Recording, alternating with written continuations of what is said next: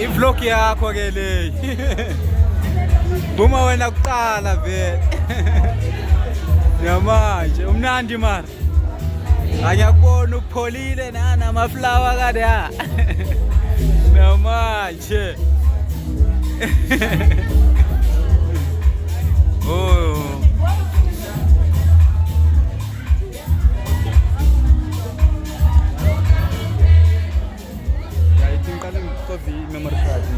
Hi guys. Hi.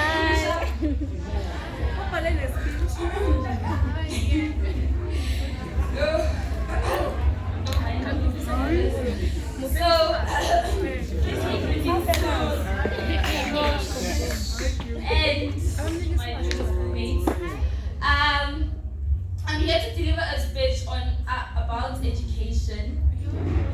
Many may ask, what is education? What does education stand for? Education is the light that removes darkness from life. It helps people understand the world and make better decisions. A person without education struggles, but a person with knowledge grows. Education is not just about school, it is about learning new things every day.